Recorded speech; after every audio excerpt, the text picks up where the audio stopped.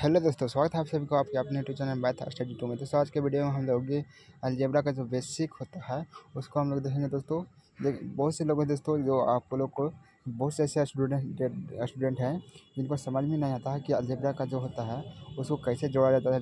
दोस्तों तो ये जैसे मान के चलिए कि 5x दे दिया प्लस 3x दे दिया, तो आपको इसको जोड़ना कैसे है दोस्तों। ठीक है दोस्तों, अगर ये दे दिया 3x plus 2y plus 3z दे दिया तो आपको ये क्या है, ये आप लोग को समझ में नहीं आता दोस्तों। तो चलिए दोस्तों हम लोग आज की वीडियो में ये जानेंगे और इसको जोड़ा कैसे जाता है, इसको जोड़ घटाव कैसे किया जाता है दोस्तों, उसके बारे में हम लोग देखेंगे दोस्तों। तो इसको जानने से पहले सबसे पहले आपको इसका बेसिक समझना होगा दोस्तों कि ये क्या है।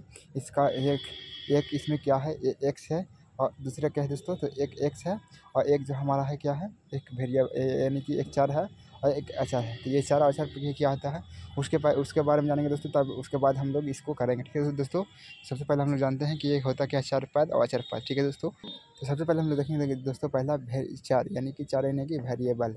कहने का मतलब चार किसको कहते हैं, तो गणित में चार का मतलब वह संख्या होती है जिसका मान हमेशा बदलता रहता है। ठीक है दोस्तों, उदाहरण के लिए ABCD से लेकर कितना तक जेड तक कोई भी अंग्रेजी वर्ण वाला हो सकता है।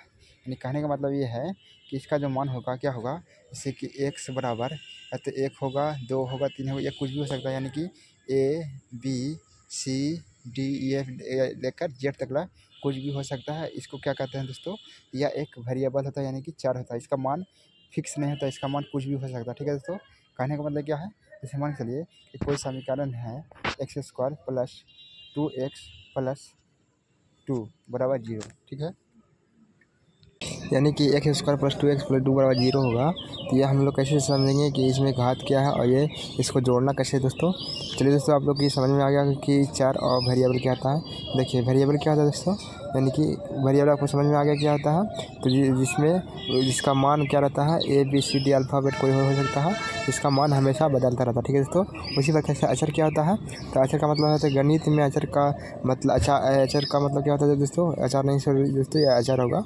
अच्छा, अचर का मतलब क्या होता है, वह संख्या होती है जिसका मान बदल नहीं सकता। यानी कि 1 2 3 4 5 डॉट कुछ भी हो सकता है। ठीक है दोस्तों, यानी इन्फानाइट तक ये कुछ भी हो सकता है, तो वो उसका मान रहता है। ठीक है दोस्तों, तो ये हो गया हमारा वेरिएबल और कांस्टेंट यानी कि चार और अचर। ठीक है दोस्तों, आशा करता हूँ कि चार अचर समझ में आ गया दोस्तों। यानी कि ये मान चलिए कि ये 5x है, तो इसमें ये x क्या है, तो x जो है एक चार है यानी कि वेरिएबल है जिसका मान हमको पता नहीं है, और जबकि हमको 5 क्या है, एक वेरिएबल है यानी कि कांस्टेंट है, अचर है, यानी कि इसका मान हमको पता है कि ये 5 है। ठीक है दोस्तों, ठीक उसी प्रकार से हम लोग अब ये क्या होता है, एक होता है रैखिक समीकरण, यानी कि रैखिक समीकरण जिसको हमें लीनियर इक्वेशन हिंदी में बोलते हैं दोस्तों, इंग्लिश में लीनियर इक्वेशन बोलते हैं, रैखिक समीकरण। ठीक है दोस्तों, तो गणित में रैखिक समीकरण का एक अर्थ है ऐसा समीकरण होता है जिसका चार का अधिकतम घात 1 होता है। ठीक है दोस्तों, यानी कि इसका चार का अधिकतम घात कितना होना चाहिए, 1 होना चाहिए।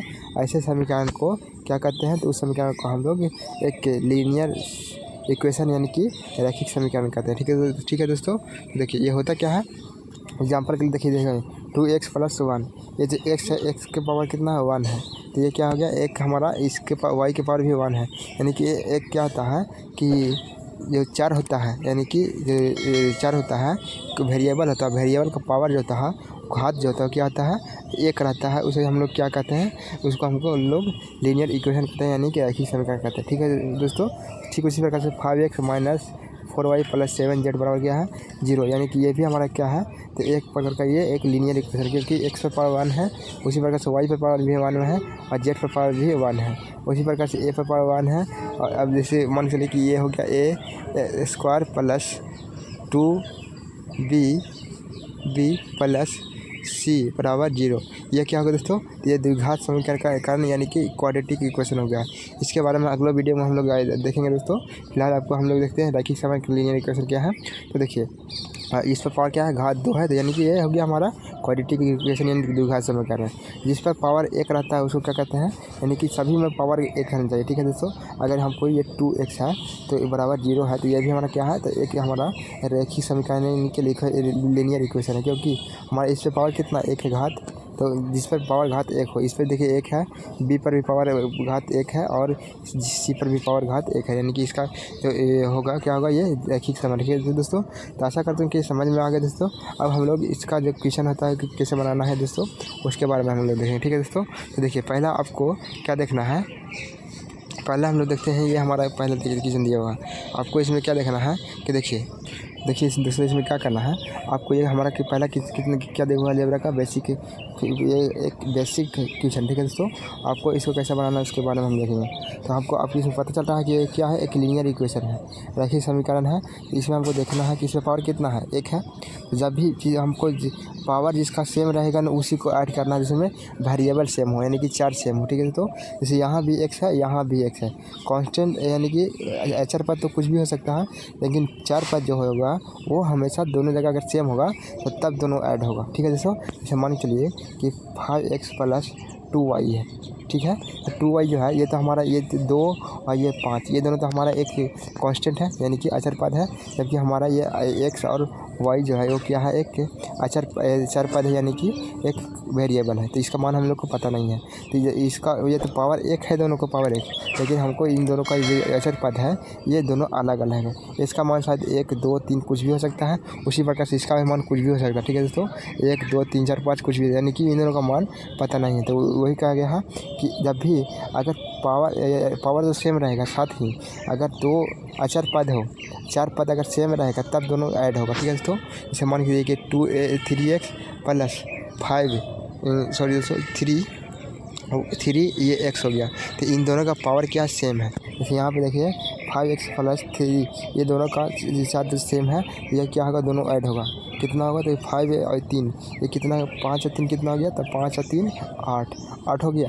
अब दोनों जगह पावर सेम है और साथ ही दोनों वेरिएबल सेम है, तो क्या होगा, ये x हो जाएगा, यानी कि इसका जो आंसर होगा क्या होगा, 8x होगा। ठीक है दोस्तों, यानी कि इसका आंसर क्या होगा दोस्तों, तो इसका आंसर जो हमारा होगा वो क्या होगा, तो इसका आंसर हमारा हो जाएगा 8। कैसे होगा दोस्तों, क्योंकि ये 5 और ये 3, 5 और 3 को ऐड करेंगे तो हमारा क्या आएगा, 8 आ गया, 8 और ये साथ में क्या x है, दोनों जगह x है तो क्या लिखेंगे, क्योंकि ये दोनों जगह x है तो हम साथ ही x लिख देंगे। ठीक है दोस्तों, ठीक उसी प्रकार से इसमें क्या है, तो इसमें हम कांस्टेंट को जोड़ेंगे, हमारा 3 है, 3 के बाद क्या 4 है, 4 के बाद 6 है, और इन सभी को हम जोड़ेंगे तो हमारा क्या आएगा दोस्तों, देखिए 6 और 4 10 हो गया, 6 और 4 10 हो गया, 10 और 3 कितना हो गया, 13, यानी कि 13 ये हो गया। साथ ही हमारा क्या है, x है सभी में, क्योंकि वेरिएबल जो है यानी कि 4 पद जो है दोनों तीनों में सेम है, तो हम लोग तीनों को जोड़ेंगे, यानी कि 13 क्या हो गया, x हो गया। ठीक है दोस्तों, ठीक उसी प्रकार से अब घटाना है, तो हमको देखना कि दोनों में जो वेरिएबल है यानी कि 4 पद है वो सेम है कि नहीं। 4 पद दोनों में सेम है, तो इसको क्या करेंगे, इन पहले अचर पद को जोड़ेंगे, अचर पद जोड़ेंगे तो कितना आएगा, सॉरी घटाना यहाँ है, तो 8 में से हम 5 घटाएंगे तो हमारा कितना आएगा दोस्तों, 3 आएगा, यानी कि यहाँ 3 लिखेंगे। 3 लिखने के बाद अब क्या करेंगे, हमको क्या 3 आ गया, उसके बाद ये 4 अचर पद है, अचर पद क्या x है, तो ये x लिखेंगे, यानी कि 8x में से 5x जाएगा तो हमारा 3x हो जाएगा। ठीक है दोस्तों, ठीक उसी प्रकार से हमारा इसमें भी दिया हुआ है, अगला कह रहा है कि 7x + 8x - 4। अब पहले इन दोनों को हम जोड़ेंगे दोस्तों, यानी कि इन दोनों को जोड़ेंगे जब हम, तो इन दोनों को जोड़ेंगे तो क्या आएगा, 8 और 7 क्या आएगा दोस्तों, तो 8 और 7 कितना हो गया, 15 हो गया। अब 15 और 7 में क्या है, दोनों में वेरिएबल यानी कि 4 सेम है, तो क्या होगा, x होगा। उसके बाद अब घटाएंगे तो हमारा घटाना का चिन्ह देंगे, उसके बाद क्या 4 है और क्या है, x है। अब इन दोनों को घटाएंगे जब हम, तो इन 15 में से 4 घटाएंगे तो कितना आएगा दोस्तों, 11 आएगा। और दोनों जगह वेरिएबल यानी कि 4 सेम है, तो यहाँ पे भी x सेम लिख देंगे। ठीक है दोस्तों, ये हमारा आ गया इसका आंसर क्या, 11x। इसका आंसर क्या आ गया, 3x। इसका आंसर 13x, और इसका आंसर हमारा आ गया 8x। ठीक है दोस्तों, अगर आपको यहाँ पे x नहीं देख के हमको देता 3y + 5y, तो क्या कहते हैं, तो आपको ये इशू को भी ऐसा नहीं करना है। आपको बोल रहा है ना कि ये 4 पद जो है वेरिएबल है वो कुछ भी हो सकता है। ठीक है दोस्तों, यानी एस से लेकर जेड तक कुछ भी हो सकता है। बस जब ऐड करें तो देखना कि दोनों का जो वेरिएबल है यानी कि 4 पद है वो सेम है कि नहीं। अगर सेम रहेगा तो दोनों एक साथ जुटेगा। जैसे यहाँ पे दोनों सेम है तो इन दोनों को जोड़ेंगे पहले ऊपर वाले को, साइड वाले को, तो 5 और 3 8 हो गया।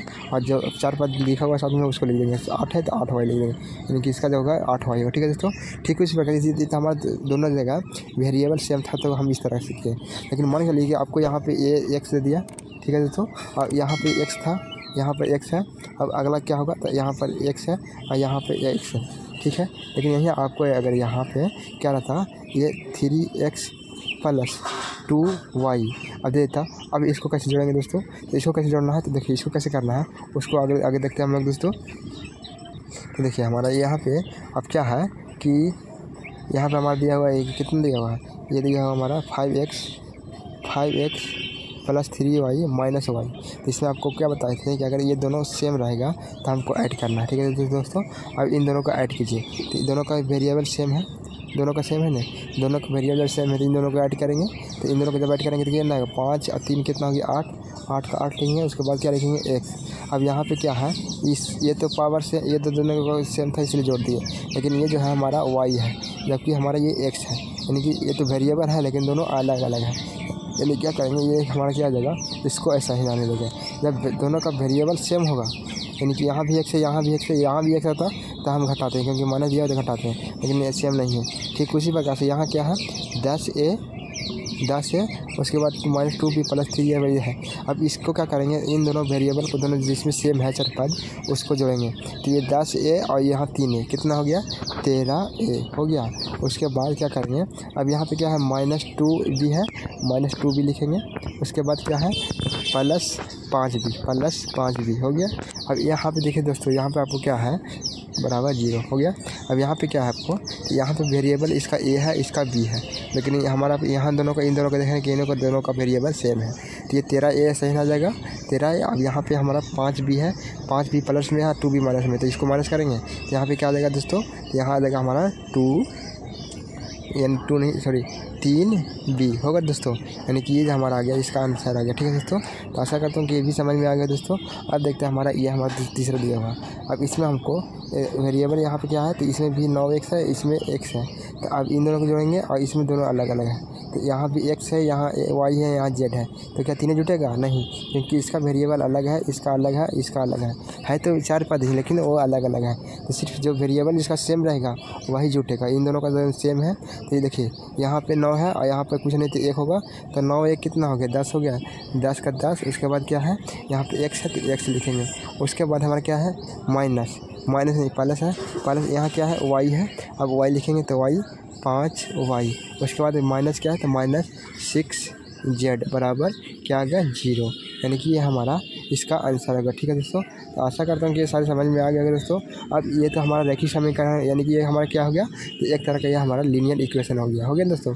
क्योंकि आपको बताए थे कि लीनियर इक्वेशन का पावर क्या होना चाहिए, पावर का घात जो है हमेशा 1 होना चाहिए। इसमें भी 1 है, इसमें भी 1 है, इसमें भी पावर का 1 है, इसमें भी पावर 1 है, इसमें भी पावर 1 है ना, एक यानी कि ये हमारा क्या होगा एक लीनियर इक्वेशन हो गया, यानी कि रैखिक समीकरण होगा। ठीक है दोस्तों, अब हम लोग द्विघात समीकरण के बारे में जानेंगे।